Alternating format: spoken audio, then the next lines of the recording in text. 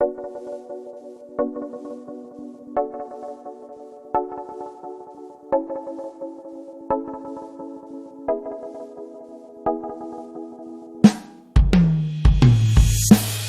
from the ashes when the banners down. We keep on coming even when the knock us down. We got the power from above. We're strong to move the mountain. Stronger, we are stronger. We are stronger, stronger and powerful. We are stronger, stronger. We are stronger. We are stronger, stronger. A wonderful, fantastic, and Holy Spirit-filled day to all of you guys who are watching us right now. Here's to hoping that you guys are doing so well in every part of the world that you guys are watching us from. Welcome to yet another episode of the Life and Inspiration Zimbabwe's weekly devotion broadcast, proudly a Life and Inspiration Zimbabwe original. And in case you're new, welcome aboard. My name is Tafadzomwezi, aka The Other Person. I am the host of the show. Now, please be sure to hit the subscribe button and hit the notification bell if you're new so that you won't be missed by any of our future videos. And if you're not new still, welcome to yet another day in the company of Life and Inspiration Zimbabwe. Right, now today's episode, ladies and gentlemen, we have invited a guest. I am so excited for you guys to see this one. He's a poet. Rumor has it that he's a motivational speaker. But I don't want to, preempt everything for you guys. I want you guys to see everything for yourself. Now, his name is Alessandro Rambanapasi. Guys, I tell you, this guy is amazing. And so, ladies and gentlemen, before I take up any more time, here's a short interview that transpired between me and the guest of today. I hope you guys enjoyed this one. A great day to all of our listeners and all of our viewers. Here's to hoping that you guys are being blessed by the broadcast thus far. And here's to hoping that you guys are happy, in every space of the world that you guys are in. And I also hope that you guys are taking time out of your busy schedules and your busy day, just to take some time out so that you can pray. Spend some time with your maker.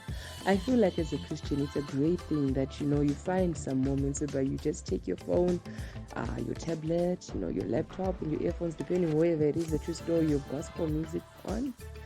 And you just fellowship with your maker. It will give your soul that refreshment that it needs after a long, hectic and tiring day. Or right at the beginning, you start your day in grace. Right, before I start preaching to you guys, welcome to yet another edition of Life and Inspiration Zimbabwe interviews, proudly powered by Life and Inspiration Zimbabwe. And it is happening right now on Life and Inspiration Zimbabwe TV. And the voice of the person that you guys are hearing right now, it belongs to this guy whose name is Tafadzomwezi. Do you guys know who that is? Right, for today's exclusive interview, ladies and gentlemen, we've invited a guest.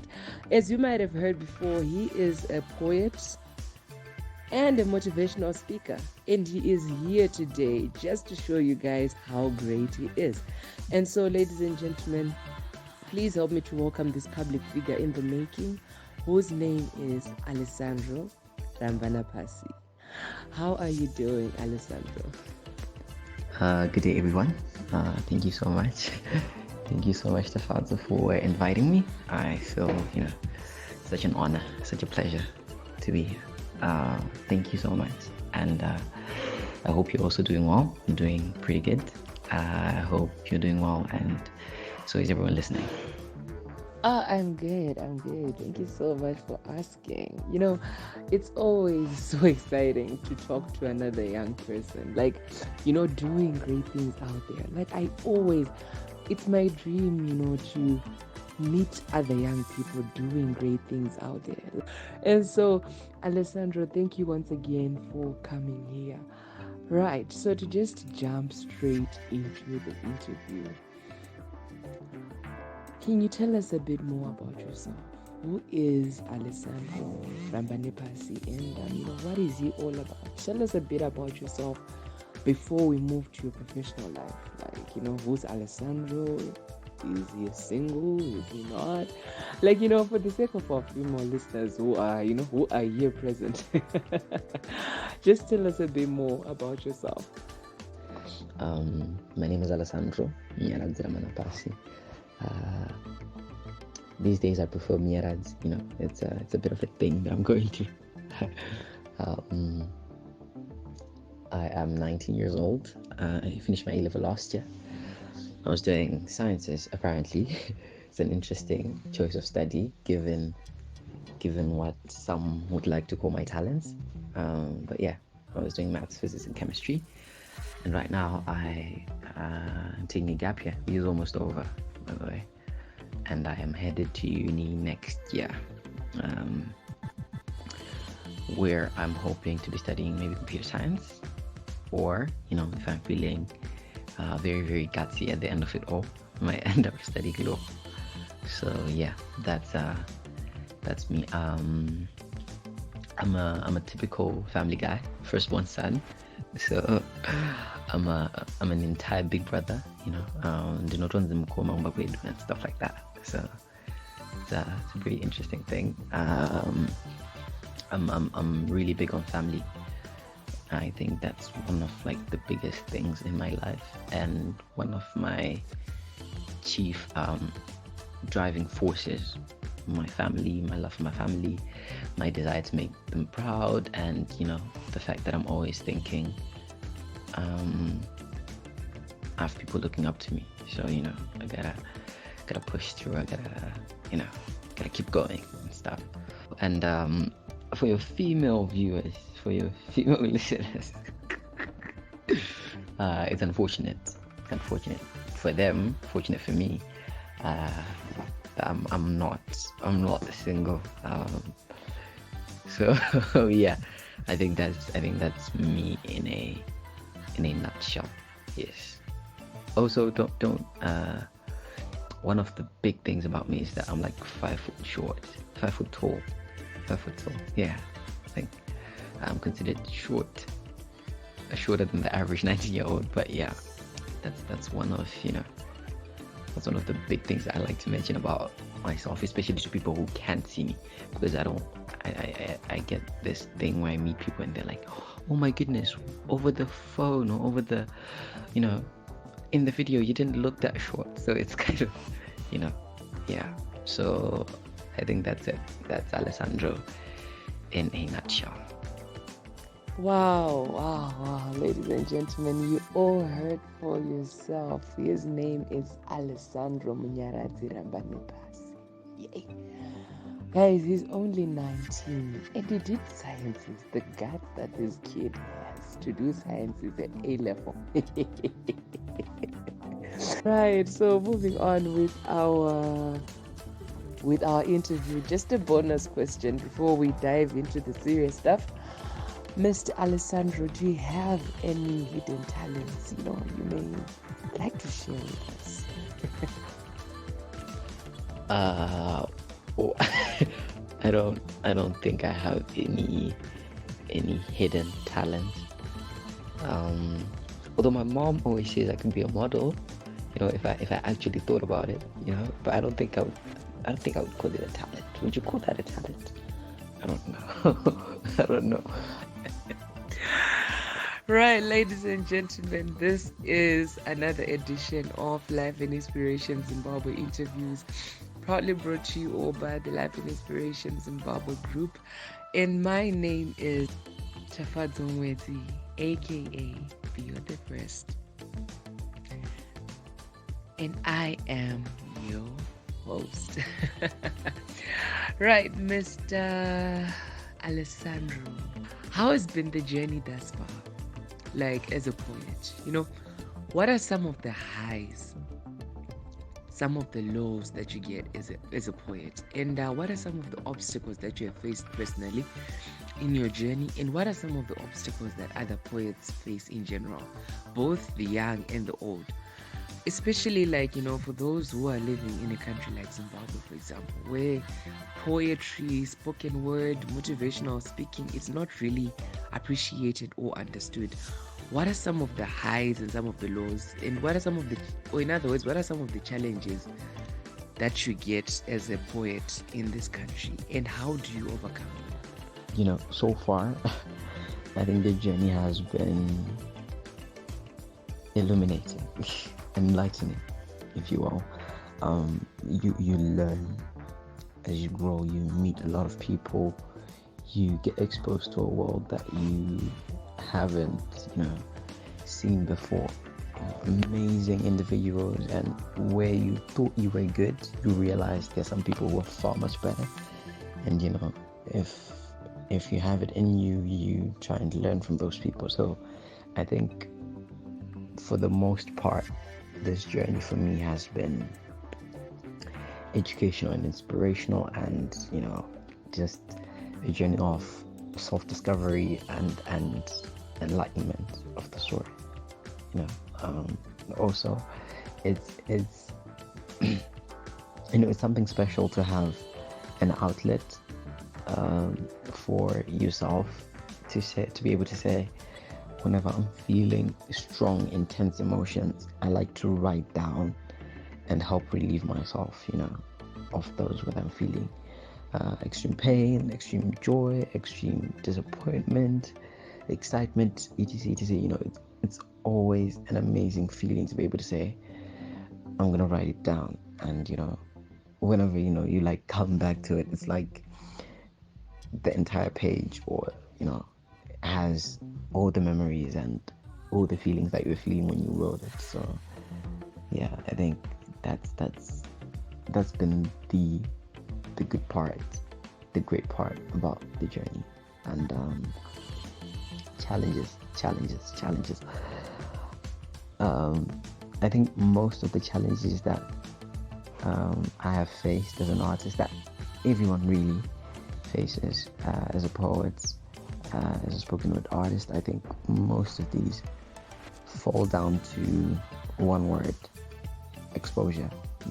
You don't get nearly as much exposure as you need in today's world, and it's even tougher when you go to school. Because I remember first time that I started doing this poetry, I was in like Form 2. I didn't know that I could write poetry up until the point when I had to, when I was practically compelled to.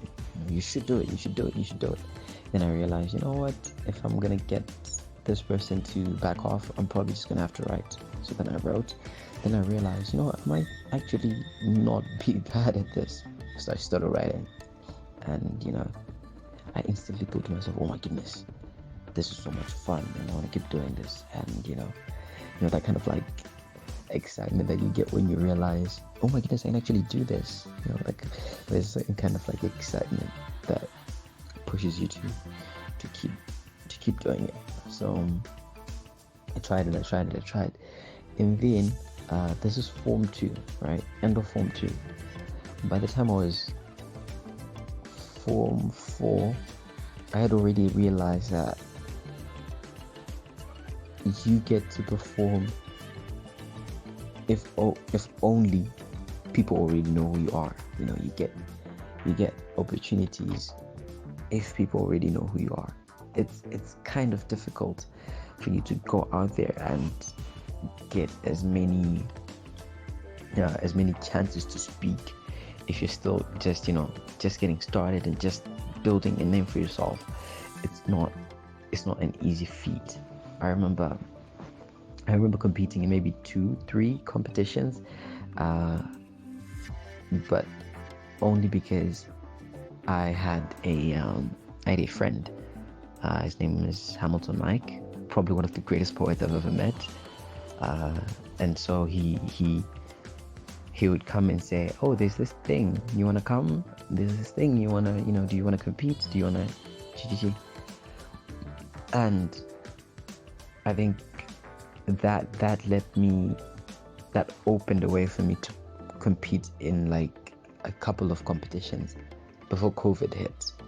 And during and after COVID, it was worse because schools weren't allowed to no one was allowed to have any gathering, and it literally just killed any form of like any hope of me being able to perform, especially during that time, during 2020 when and so having that as a challenge, saying I'm not going to perform anymore because I can't, because there is no competition, there is no chance for me to perform, no one is planning or organizing an event, so there is, even as entertainment, you're thinking, when am I going to get an opportunity to perform and to refine my skills?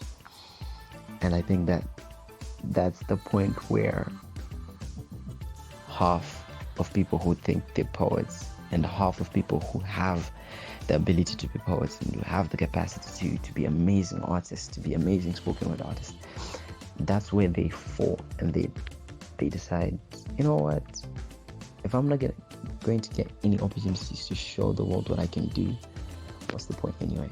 And then you quit, and then you just like drop it then and there, and I did too.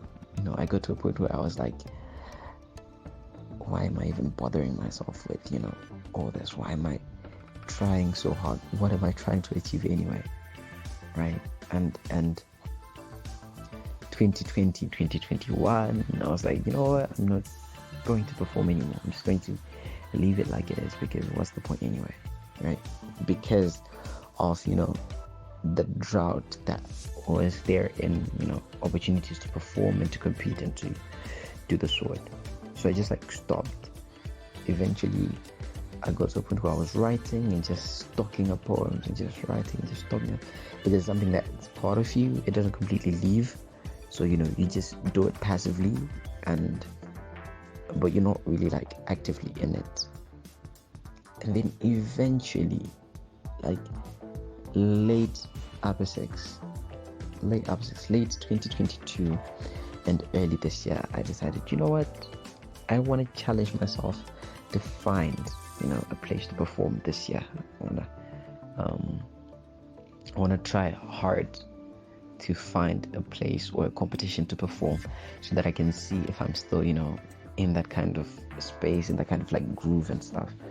And I had to start chatting up a lot of my old friends, a lot of people who I'd met in poetry circles, to say, I really want to perform again. Do you know anywhere I can go? Do you know any competitions that are being held? And I think that in its own is the greatest challenge that you face. No one in schools cares enough. You go to any school, they're probably more concerned about the soccer team than they are about the kid who performs.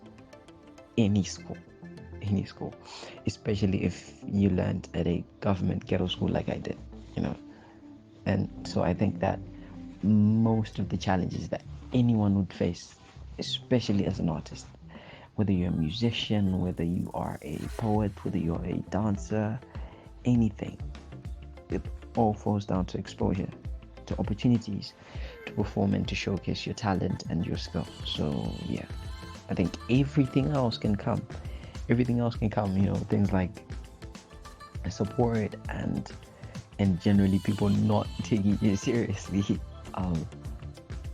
all that can come. But the primary story is artists aren't given enough room to express themselves. They aren't given as many opportunities as they should, because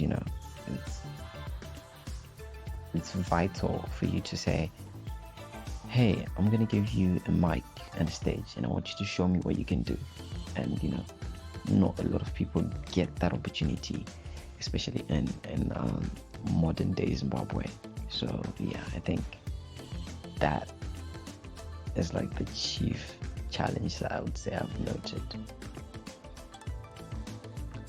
Wow. From what you were saying, you mentioned 3. Are there 3 especially important things or challenges rather that you face as a poet here in Zimbabwe? You said the issue of platforms. There are not really so many platforms for poets. Number 2, you're not really supported. this I especially like the statement that you said, whereby in schools they care more about someone who's playing soccer than you, the performer. This is a sad truth, actually, but it's painful, but it's very, very accurate. And number three, you say that nobody cares. So number two and number three are more or less the same. Nobody supports you and nobody cares. You find that this is very, very true. To us, the creatives, we are seen like those outcasts, who are doing things in Shona.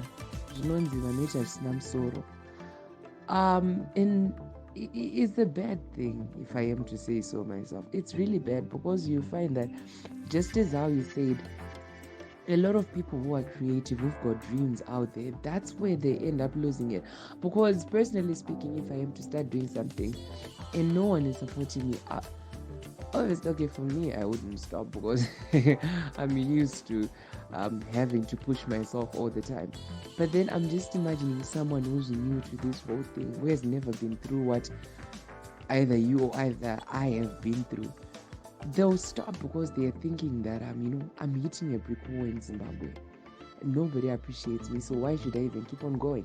And imagine someone who was meant to be big in their time, they'll end up losing courage. They'll end up letting go of their dream, and the world would not hear, the beautiful voice that they would have given to the world. The world will never recognize the beautiful talent that they had. So thank you so much for this.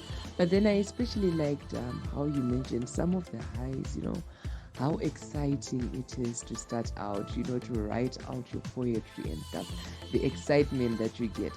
It's good to have this kind of excitement in anything that you're doing in life. If you're not going to be cheering yourself up, nobody's going to do it for you. So thank you so much for that. Right, moving on to the next question. As a poet, in your own opinion, in this field of poetry, is it gender specific? Is it either a male dominated thing, or it's a petticoat industry? Or anyone can excel regardless of gender? A certain research has shown that majority of the poets are women, believe it or not, occupying a whopping 66.2%, whereas the other 37.8% rather, or should just say 38%, of the rest of the poets, on the other hand, are men. What is your take on this, in line with how patriarchal our society is, and the stereotypes that usually revolve around women? Women-dominated fields, especially if you're a guy that wants to be known for that specific thing, like you, for example. What's your take on this? About the gender balance, it is true that there are far more female artists, and I think we can mostly attribute that to the fact that men are more likely to approach things from a logical point of view than from an emotional point of view, and that's the first part that splits a lot of men away from this kind of area, because the patriarchy supports men who are bold and insensitive, and men who don't like to confront their feelings, and men who don't like to go toe to toe with how they're feeling. So if you're not willing to just tap into your emotions, tap into your heart, generally you can't be a poet, you cannot be a spoken word artist, you cannot really be any of those things. So I think because women are more willing to just break down and cry if they have to just scream if they have to, and that's probably why a lot more women are in these circles, and a lot less men are. A ratio of 1 men to 2 women is actually, I think it's okay, especially given the fact that the general population, we have a lot more women than men in the world anyway. I think it's still fine, but I feel that if men were given the opportunity to just say, bro, just like tell me how you're feeling. Tell me like genuinely, how are you feeling? You know, if men were given that platform and it didn't make them look weak or vulnerable or, you know, whatever, I think it would encourage a lot more men to just like open up and just like try it out. Because for me, I think that, you know, all these have a lot to do with emotion and openness, and our society doesn't necessarily promote, you know, all that coming from a male or coming from a man. It's not exactly pro, you know, it doesn't exactly spell masculine. So I think that's the major reason why. But then also I still think that the numbers are okay. I think the numbers are okay. I think eventually it's getting better. I think eventually, as people learn to accept how they're feeling, as people learn to just like be open to just like attack the way they're feeling head on, I think we'll probably see a rise in those numbers. But I think for now, that's how I view the entire thing. That's how I see it. Wow, you know, I really like the way you answered this question. I really like the fact that you brought out the issue of toxic masculinity. You know, for a very long time we have been living under the misconception that men are supposed to be tough, men are not supposed to cry. But at the end of the day, we are also human, right? It doesn't show any weaknesses to cry.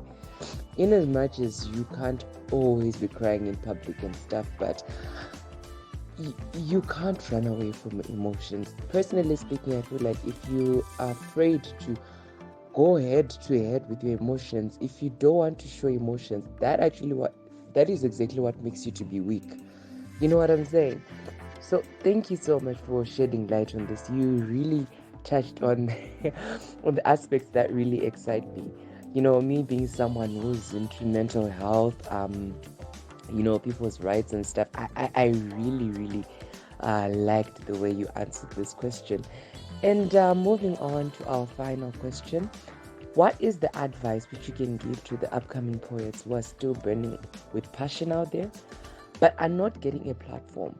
Like, you know, to the one poet who doesn't have any support either from family or from anywhere, and to the one who's beginning to feel discouraged simply because they feel like they are hitting a brick wall in Zimbabwe. What advice can you give to them, and how best can they stay motivated, you know, even in face of strict and intense resistance? I genuinely think I'm a little too young to be giving advice. But what has worked for me has been just knowing that this is who I am and this is what I'm good at. You know, I have to try and keep it burning. You know, the whole idea of art is to keep saying, even if no one listens, even if everyone fights against, this is how I'm going to stand. You know, this is how I'm going to keep looking at the world. This is how I'm going to keep responding to the world. So I think that you just need to, first of all, don't let it go. You know, it doesn't matter how many people are coming at you and saying, you know, this isn't worth it. You just keep going, because that's who you are, and an identity is kind of like hard to rub off. It's not just a habit that you pick up. It's something that's a part of you, and you know, keeping it with you has to be top priority. You know.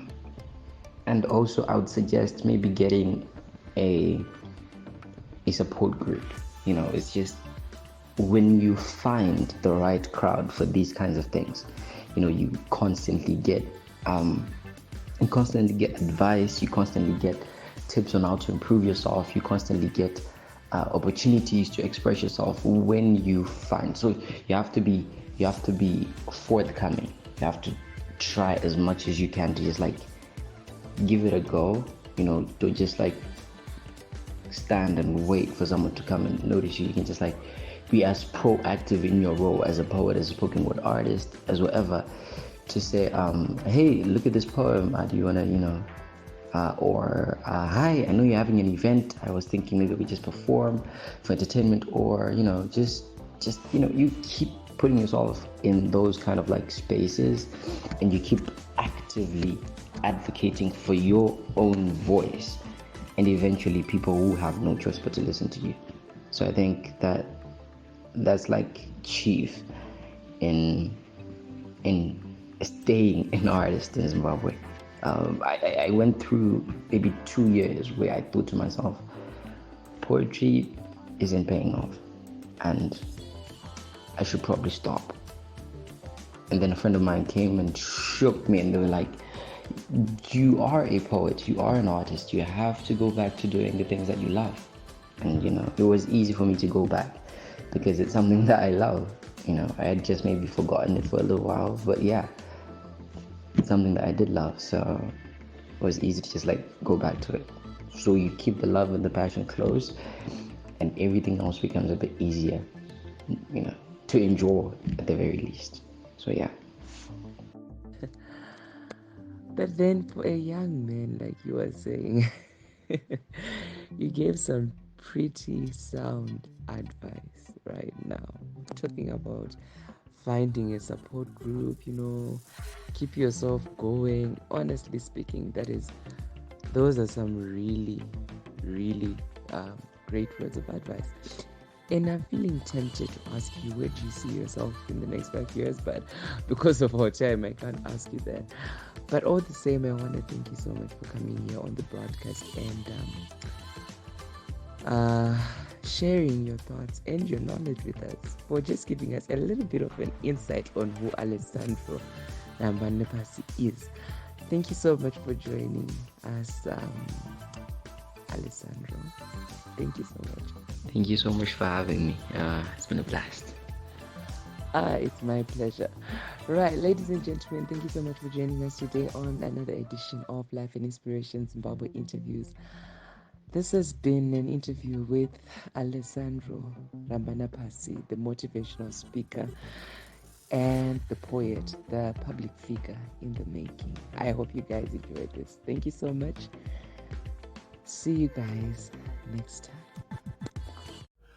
Right, ladies and gentlemen, we hope that you have enjoyed that interview that transpired between us and the guest of today. Personally speaking, seeing another young person doing great things out there, like how this one is doing, it challenges me so much. At his age, he's already figured out what he wants to do. He's already discovered his spark. Honestly speaking, that just challenges me too. It just pushes me to become better. And so, ladies and gentlemen, we are still your hosts. I am Tafadza Mwezi, aka Pio the First, on the Life and Inspiration Zimbabwe's weekly devotion broadcast. The fun is not ending there. Here is a short piece from our guest of today. Enjoy. So this poem is called Spring. I wrote it about 3 years ago. It's one of my most favorite pieces of all time, though. So I figured I'd perform that one. Okay. So maybe it was spring, the season of joy that would bring home every beautiful thing. It would come home with my salvation and all my wishes, and a few too many celebratory dishes. It would bring out the beauty and the scars inflicted by the previous winter. It would show the world that I had refused to wither, but unfortunately, I couldn't wait that long. I couldn't allow my suffering to prolong. Nor could I wait to take spring's flowers to the graves of my fallen brothers, or allow my deep wounds of the cold, hard war to be healed by the angel's feathers. Maybe it was spring that would bring me the joy and take away the pain. Perhaps she would bring the majestic, happy rain. But the war had made me lose lots and lots of faith. It had just left me with unexplainable rage and wrath. I just couldn't bring myself to wait for spring. The memories of the past were now being clouded by the guilt The remorse, the pain, the funerals and the apologies I never meant, the promises I had made to the fallen that I never kept. I guess this was just water under the bridge. It didn't even hold any weight. I kept feeling that I couldn't wait for spring, but then maybe it was the other way around. The conscience and confessions of a dangerous mind had entered the playground. It kept going round and round. The little light and hope I had left in me was way less than a fraction of a pound, and maybe I didn't deserve the happy rain. At the scent of the lily, I felt like Paul, the slaughterer of Galilee. Maybe that's why spring was delaying arrival. It couldn't meet me. After all, my rap sheet was far from clean.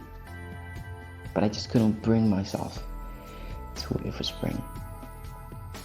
You know what? Said the poet who was reading this to me.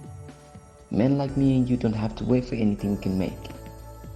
She had felt the pain in these unfallen tears of mine. She had felt that she had finally made the dragon cry. Never mind spring if she isn't here on time. But you know, spring isn't flowers or happy rain. It's not even spring that takes away the pain. It's what spring gives and not what it can gain. Spring is always here. Just let her out on your own. And so I smiled for the first time since winter came. I let her see a single teardrop and leaned in for her hug. For the first time in a long time, I had answered with more than just a shrug. Spring had arrived for me, not as a lily or as a rosy scent, but as a girl who showed me that I wasn't broken or bent. Spring was here, and spring wasn't going away any time soon. So yeah. Thank you so much for joining us today, ladies and gentlemen. It's been a heavenly experience being with you guys. A huge, big, gigantic thank you goes out to our guest for today, Mr. Alessandro Rambanapasi. A very big thank you goes out to you for coming here on the broadcast and making everything to be more beautiful and more spectacular. And another big thank you goes out to you guys for always watching our broadcast. You guys are so special, both to me and the rest of the crew behind the scenes. And so until the next episode that we're going to be showing you guys, thank you so much for joining us. Stay blessed. God loves you.